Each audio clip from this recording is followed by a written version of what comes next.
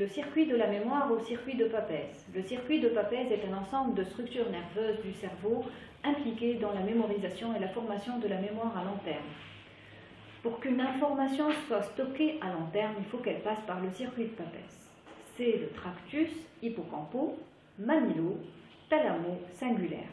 Il est bilatéral et symétrique, et une manière assez simple de retenir les structures anatomiques qui composent le circuit de Papez, c'est d'utiliser ce moyen mnémotechnique MATCH, M pour mammillary bodies ou corps mammillaire, A pour anterior, T pour thalamus, donc thalamus antérieur, C pour cingulate gyrus ou gyrus singulaire et H pour hippocampus ou hippocampe.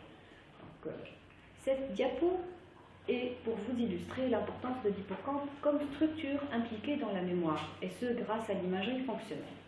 Donc l'IRM fonctionnelle est une imagerie métabolique qui est basée sur la détection de la désoxyhémoglobine qui a une susceptibilité magnétique.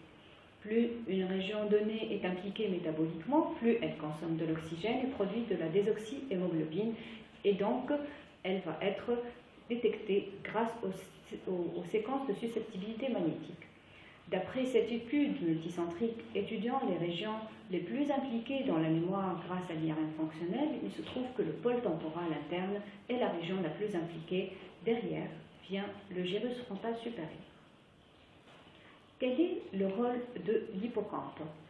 L'hippocampe va réactiver les différentes régions du cortex qui sont stockées ou sont stockés les souvenirs correspondant à un épisode. Il fait passer les souvenirs de la mémoire, donc du court terme à la mémoire à long terme, et les informations qui sont transmises sont conservées dans le cortex. Il a un rôle dans la consolidation des souvenirs avant de les stocker et un rôle dans la mémoire épisodique. Ainsi, il va associer les souvenirs pour former un épisode et réactiver les différentes régions du cortex qui sont stockées, où sont stockés les souvenirs.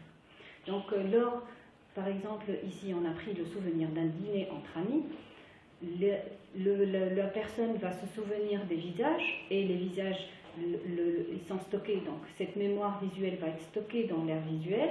Il va se souvenir du goût de la nourriture, et ces informations vont être stockées dans l'aire olfactive et l'aire gustative, et il va se souvenir de la musique ambiante, et cette information va être stockée dans l'aire auditive.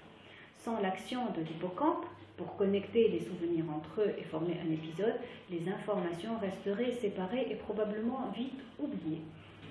L'intégration des souvenirs se fait grâce à plusieurs autres structures que forme le système limbique.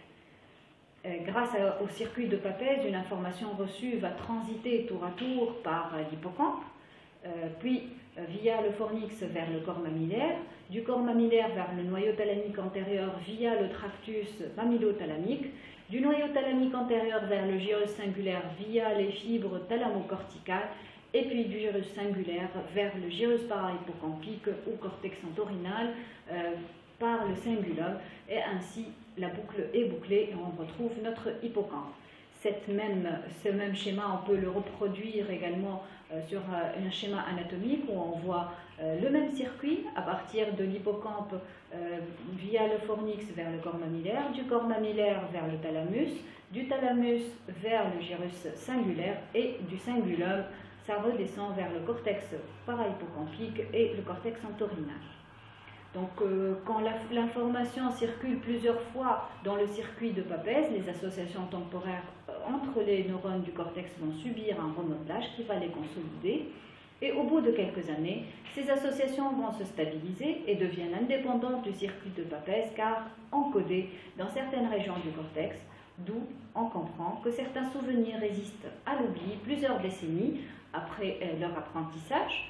On comprend également la persistance de souvenirs lointains chez les patients qui sont souffrant d'une maladie d'Alzheimer et qui sont incapables de retenir de nouvelles informations, d'avoir une mémoire épisodique fonctionnelle.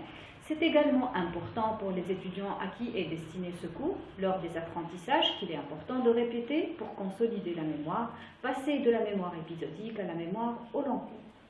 Et je vous remercie.